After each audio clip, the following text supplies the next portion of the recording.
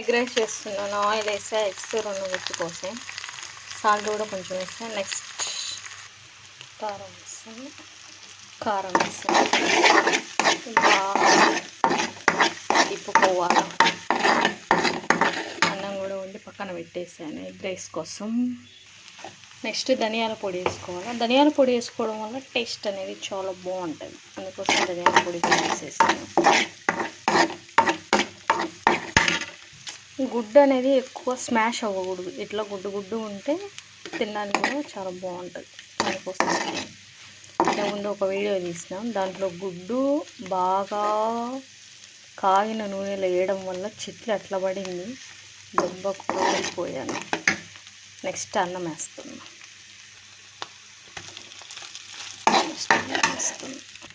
ఇప్పుడు ఉప్పు కారం అన్నీ సరిపోయినా లేదో ఒకసారి చూసుకోవాలి.